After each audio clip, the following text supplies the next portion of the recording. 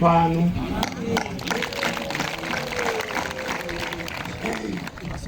Kechipiri totenda hurumende yedu inotungamirwa na Comrade Dr. Emerson Mnangagwa yakatitendera kunamata. Kechitatu ndinotenda Priesthood Council, ndotenda mabishop ese, ndichitenda Board of Trustees, ndichitenda vatungamiri vese, vafundisi, vavhangeri, vaparidzi, vaprofiti, varoti, vanyori, vakomana vesangano nevakadzi veruwadzano, nevasikana vaneimba dziyo dzemweya mutsvene kuimbira Paulo Mwazha. Ndaimboparidza, ndaimbochumaira, handina kusumukira kuparidza, ndakusumukira kuchumaira. Ndasimuka kugadzirisa zvinhu zvedu kuti zvinhu zvedu zvirambe zvichifamba zvakanaka, chechi irambe ichifamba zvakanaka, tiri pasi pemasimba makuru emutumwa Paulo Mwazha weAfrica. Funda Vasilipi tu aregai ora ichimba ichimba oti Paulo kuparidza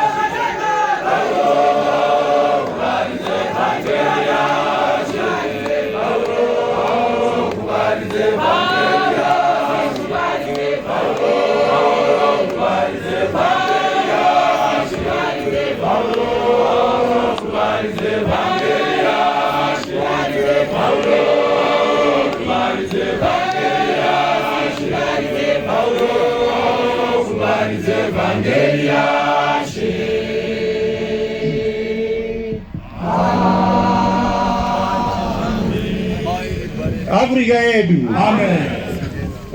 Izviro kwazvo kuti matenga akaite basa wakatitumira Paulo Mwazha weAfrica kuti aparidze evhangeri.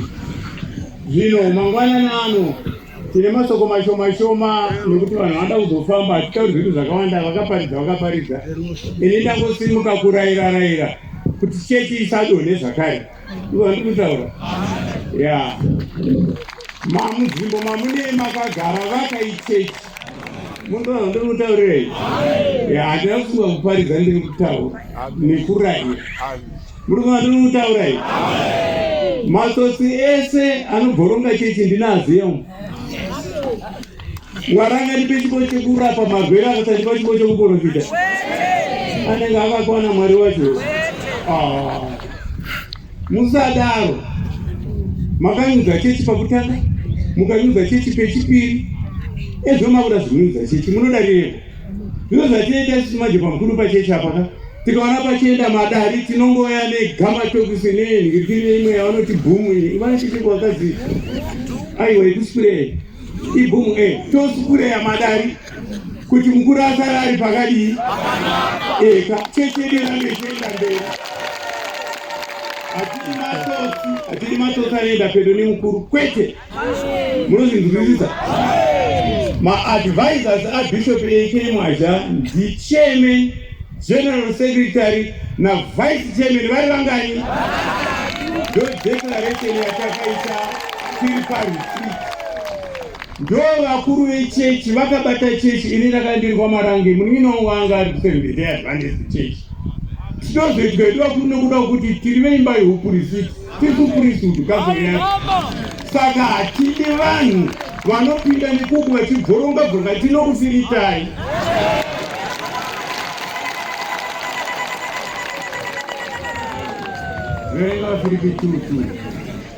VaFilipi 2 verse 2 hangu Kristu mutungamiri wedu pakuzvininipisa. Paulo Mwazha weAfrica mutungamiri wedu bedzi kana tichizvininipisa. Ende zadzisai mufaro wangu, zadzisai mufaro waPaulo Mwazha muve nokufunga kumwe, ngativendi kufunga kumwe, muchiva norudo rumwe, nerudo rumwe chete, nomweya mumwe, nemweya mumwe, nendangariro imwe. ndangariro yedu ngaive wani kuti chechi isafe. Musingaiti chinhu nenharo, hatidi nharo kana nekuzvikudza, asi mumwe nomumwe ngaati nomwoyo unozvinipisa vamwe vanomupfuura iye pakunaka. Tikazvezvuri tagona kunamata Afrika yedu. Amen. Nokuti kunamata kwatakapuwa naPaulo Mwazha weAfrica rudo rwaakatiitira. VBOT vana macho vakaenda kwamudzidzisi vhiki yakapera vachida kukumbira kuti mutumwa tinoda kuenda kugwambwa, zvikanzi general secretary Bishop Juru uripi? Munhu andikutaura. Akataura kechipiri zvikanzi ndati GS uripi Juru nemutumwa. Akataura kechitatu mutumwa akati iwe ndati GS uripi Juru, vakabuda vachinyara vakarebaniswa yavo mumba memutumwa. Uyu general secretary Bishop Juru kana akumukira chechi tinozviona kuti akubuda. Hatiparidzi verbative, hativengi munozwe kana kuti aiwa takusideline general secretary kupenga kwepano pasi ikoko. Munhu wandiri kutaurira izvi batai chinhu kuti munhu ane mhosva yari kuita ichi. Kuna kusimuka muchiparidza nhema panapa. Hatizvidiba izvozvo, ichechi yekuenda kudenga iyi. Batai munhu nemhosva yake. Munozvinzwisa? Sematsotsi aifurira pakutanga. Vachifurira, vachinofirita, vachifirita, tinaziva. Chechi ikanura kekutanga, chechi ikanura kechipiri. There's no way of salvating the church. Kuti chechi yedu idzokere pakaya. Mazvinzwa? Matotangapo. Muri vanhu rudzi, what kind of people are you? Hatizvidi. Ndini ndinonzi Bishop Edward Ngoni Mwazha. Ndini ndakazama mutumwa ndiende vachiuyu. Muruko andiri kutaura. Musavhiringidze mukuru pachechi. Tinofirita bedzi madarana yakuenda pana Bishop Ekeya. Kuti chechi yedu ifambe zvakadii. Ndinokufiritai.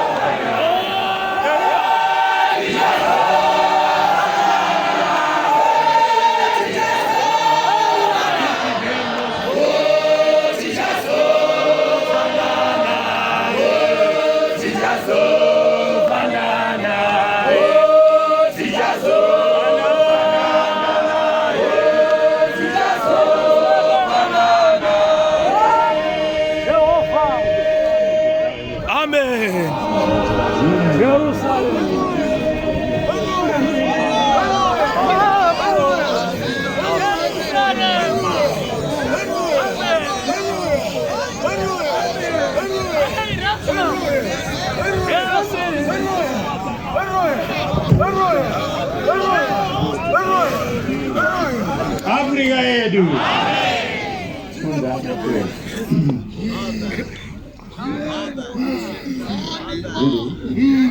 Zadzisai mufaro wangu, muwe nokufunga kumwe, muchiva norudo rumwe, nomweya mumwe, nendangariro imwe, musingaiti chinhu nenharo kana nekuzvikudza, asi mumwe nomumwe ngaati mumwoyo nomwoyo unozvinipisa, vamwe vanomupfuura iye pakunaka. Mumwe nomumwe ngaarege kutarira zvake, asi ngaatarire zvavamwevo. Afrika yedu. Tsamba iri kupedza, ngatiteisai zvokuti vapano toenda nerudo. Ndinokutendai madzimai munodzasa ngirozi muchimbira mweya kuti kuenda kune kuimba kwakanyanya kune zvikwata zvengirozi zvinoimba mutsene nguva yese masikati nemanheru nezuva rovira. Tinokutendai nebasa raMwari ramunobata. Jehovha akati kwaPauro Mwazha ngakugomborerei. Afrika yedu. Vakomana vemweya mutsvene, ivai varoti vechokwadi nevaprofiti vechokwadi. Hatitendi mweya unouka uchirasa vanhu muchechi, hausi mweya waPauro Mwazha waAfrika. Mweya waPauro Mwazha waAfrika mweya werudo. Ane uroyi anobatsirwa, mai ndaona dhimoni reuroyi rakadai munorota zvitiki makadai namatirwai makadai kuti zvipere. Ungazviti uri muprofiti sei uchipfeka gemenzi raPauro Mwazha waAfrika uchirasa vamwe vakadzi vevanhu vemadziro naanambo edu muchechi, ungatinofara. Tizvidi izvozvo. Hatidi mweya unouka, toda mweya unoprofita uchibatsira vanhu, nekuti chiprofiti chinovaka chechi. Zvinofamba nana Mushaikwa nana Mambariza avo. Kwatienda kwese tosiya kune runyararo nekuti tinodzidza pana Pauro Mwazha waAfrika wakatumwa ndiJesu. Munhu wati utaurirai. Dzidzaiwo izvozvo kwamunoenda kwese muchichengeta zvipo zvemweya mutsvene. Pane vakadzi vari kunetswa nezvikwambo nevarume vari kunetswa nezvikwambo zviri chronic. Handiti mungoti kwaisa ruko pamusoro sochobva chabuda chiva chaenda zvachese. Pane mumwe murume aive nezvikwambo 81 patakaenda pamuchingwa akabatsirwa zvikapera. Apana chimuteura nezuro anambodona. Ndo zvatinoda izvozvo. Kutuma kwaPauro Mwazha waAfrika kuri musimba, kuri mumabasa. Munhu andiri kutaura yaprofiti nevaroti akanaka, mabasa akanaka. Hakuna kuti kwawaenda muwose wapanyongano wotozodedzwa bishop kuti uya mupogadzira kuno kupwapfura namuroti nhingi kana muprofiti nhingi uchingopfuma vanhu vese uroyi. Hakusi kuprofita kuuka. Munhu andiri kutaurei.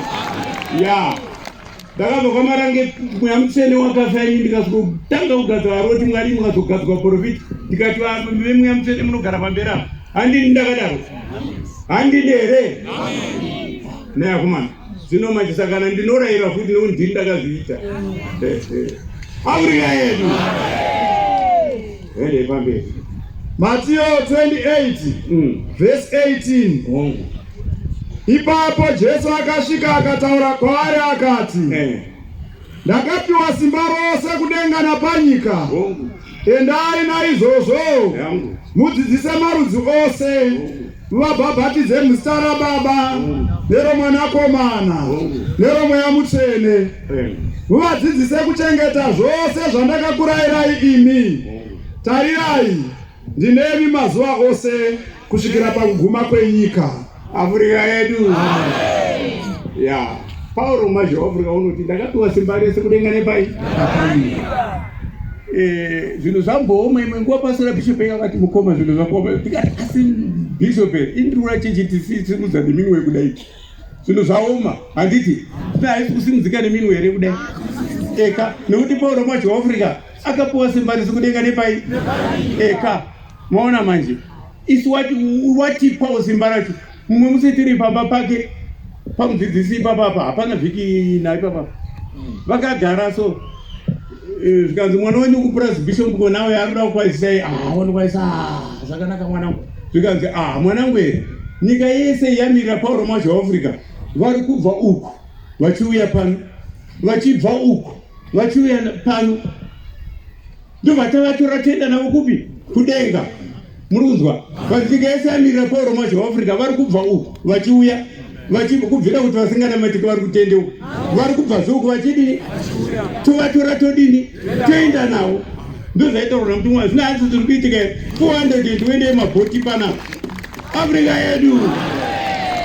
Ndakamuzotaura bishop ekende zonata bishop vanhu vaifunga kuti vanochitadzisa kunamata vachiti voenda guwa mbwa isu totadza kwekuenda zvafanana nemukadzi ane godo akaenda kunhimbe vanhu vanga vasingazivi kuti dzinofukwa saka iye aisa kurachisa mazivhu kudai kuti dzishaita dzinoita nhimbe yapera mvura yanaya nyimbo dzacho vanozinoona maziva anakuwana kudai pane dziya dzakafukwa dziya ndopakazotangira vanhu kufuke nyimo ipapo kanzi tavaisa kumachokochoko 420 mabhoti abva atendeuka Afrika yedu.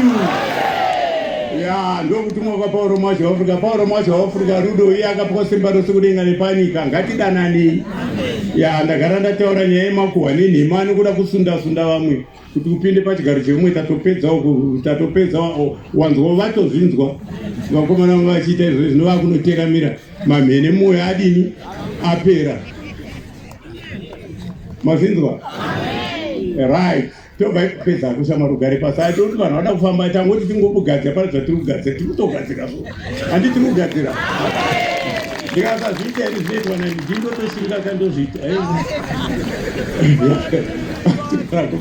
Afrika yedu right chimbomira ndinozorasa vapedzisa vapedzisa tabva pavaroti nevaprofita inini mutumwa wati pabasa rekubatsira vanhu vanotambudzika munozvinzwisisa right mune vanhu mune zvimwe zvirwere zviri chronic munzvimbo dzese ndikamufundisa akandifonda akati imbouya pagumano rangu ndinedambudziko randina ndomuti chiudza bishop wani akusimusa haisi gumano reprovince richi iye ndiatorere nhamo pagumano rani rake mufundisi kana audza bishop wake akati zvakanaka ini ndotora vakomana vangu tosvikapo toti zvamatidaidzira voti pakava nematambudziko tosiya tatanhaura handiti zvakangora izvozvo ndochechi yaParamount Africa kutotonzi akuita chechi yake ndogoita imwe chechi ipo yacho inindiri nevanji wacho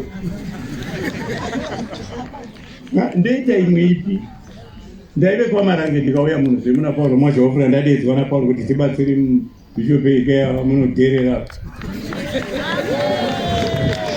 kusvika pamukuru tikotaura zvinhu zvisingafanirwi nezvausingazivi kuti zvabvepi wakakwana uri chireshe respect the high priest tabva ipapo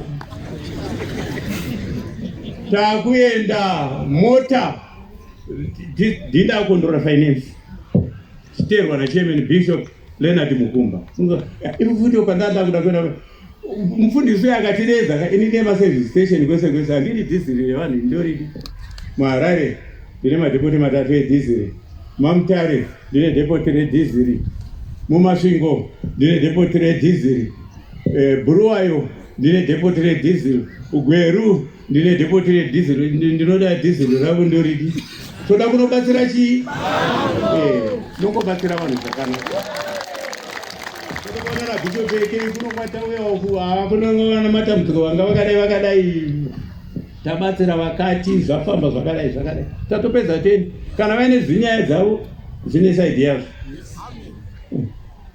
pane pamozobata kazvachiti kuno kuchechi yakamira sei zvakadi ndinotsvake ndogana bishop vangu toita zvakanaka kuprovince kwangu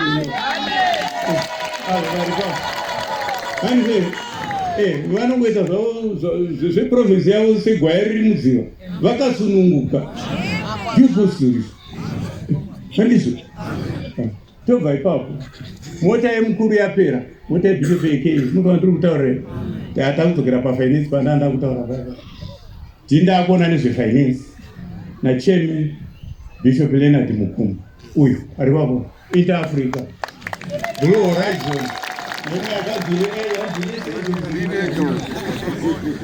nematransport akawanda mabhazi akudarika 500 akakomberwa naParamount Africa pagwabho mese muchidi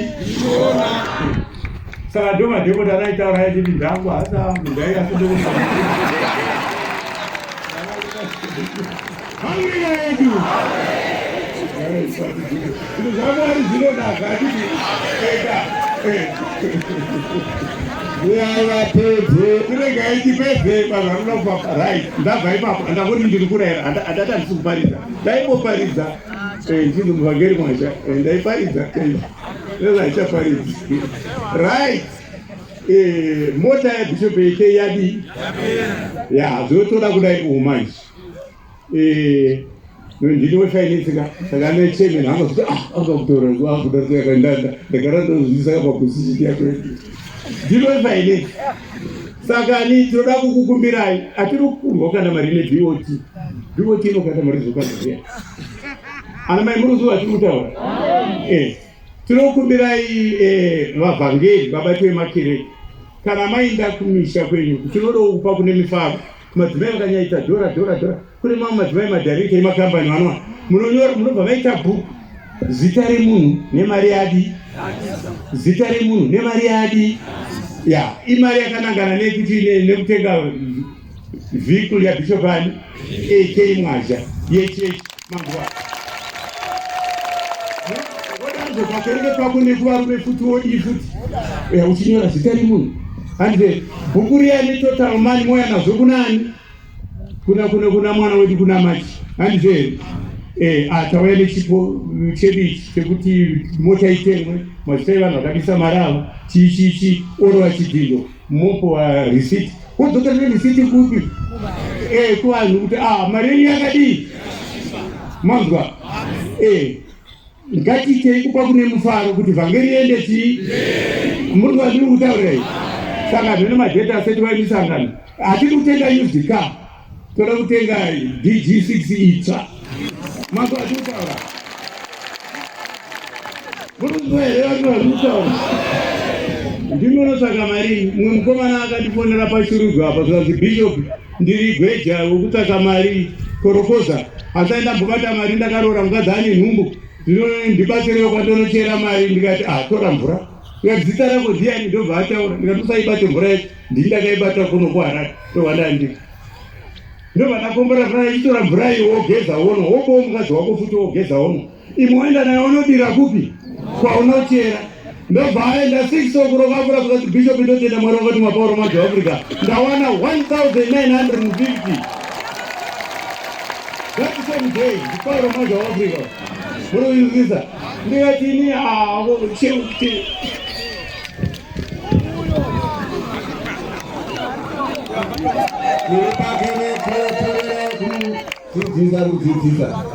ndikati inini iwe magweja kana mukabata mari mobva mupenga nayo makunomwa mhinu zvaitauro zvazva nezviro zve mari yechena anopa mukadzi wako kugara zvakanaka muoronga pamwe chete kanzi andomusenzisi mari iyo ndisaenda kuonei ndoda kutouya iwe mfana ini ndiri Harare kuruva ndinouya ikoko ndobva uya kuHarare ndobva pachiko chake cha$100 ne$5 yeairtime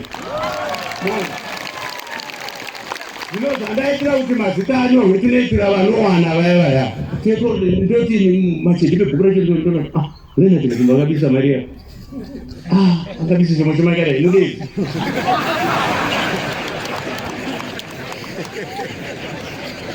Hallelujah! Ya, ngatiite zvakanaka nguva dzose tiite zvinhu zvedu murudo. Tichiziva kuti iye mutumwa Pauro maJehovha ndiye wakazoona zvinhu izvi. Nepane zuro pasiko zeJorodhani pakamira varume vairi, mumwe akatarira pasi akaona honye nemadhaka, asi mumwe akatarira kudenga akaona bhiri yaMwari. Iye Pauro maJehovha ndiye akatarira kudenga. Ndiye iye akaprofitwa nezvake namuprofiti Garadhi wenyika yezeri naAmenia. Namuprofiti Nepia mukati menyika dzaakaona zvinhu zeEthiopia neAmenia, right? Garadhi akaona kunyika yeEthiopia, Nepia akaona kunyika yeAmenia. Kuyera nekukosha kwaPauro maJehovha asati atomboya muno muzima. Pauro maJehovha atina munhu ndikutaura. Saka ngatidei mutumwa zvakanyanya. Ngatidei mutumwa zvakanaka zvakanyanya tizive kuti ndiye anotitungamira chete kuenda kunyika yechipikirwa. Ndiye wakanzona, ndiye wakapura, ndiye mutumwa wechinomo hatifanirwi kuti muno muchechi muite maexodus nanzwisisiki. Ngatibatane tive nemwoyo mwingi. Satani agonopinda pamwe panhu patisingaoni, saka tiite vanhu vemweya. Kana mabva pano fundai kuti why Satani kudai. Hatitenderi Satani. Muri watiri kutaura? Hatitenderi Satani. Ngatinamatei kwazvo, nekuti Satani anouya nevakatitiza vasingati chokwadi vava havasi kurara. Mumwe ndakaona achipuwa mafuta egwaini mukurunguru wavo. Afrika yedu mutataura namai yagarai zvakanaka nerunyararo, muchitenda kuti PARAMOUNT Africa ndianotisa kunyika ichipikirwa. Ndiye mutumwa wechinomwe akaona zvinhu. Tiri kufamba naye, saka ngatidei mutumwa zvechokwadi, kwete zvekufeki, kwete. Ngatidei mutumwa zvechokwadi. Tofamba naPARAMOUNT Africa. Tichibva pano ngatinochengetedzai apostoli. Tinotenda kwazvo vakadzi verwadzano, vasikana, madzimai, mumwe machiona ndini maiparidzi ningi, ndine mutendi mutsva kuno akatendeuka, ane dambudziko rakati rakati tambomba asi zvaramba. Ndozvatinoda izvozvo. Ndini maimufundisi ningi, kwakadai. Ndini muvhangeri ningi, tine vatendi vatsva vakadai vari kutambudzika zvakati. Vanhu vava vachibatsirwa, handizve chechi yedu yoenda chii? Nokuti PARAMOUNT akati vangatore zvimwe zvinhu ichechi havadii. Saka ngatichibatisisa izvozvo zvese. Tataura zvishoma asi zvakakura. Mochengeta izvozvo munogara zvakanaka. Musingaite minyonga. Munozinzwisisa? Priesthood 3 inini Bishop AK Mkururi kana tiri pachechi naBishop James. Ndokuti mafiwa matatu apa matomba mogadzika hari yoita. Unogadzika patombo rimwe chete yadinowira moto. Zvirema. Afrika yedu. Kudai Jehovha.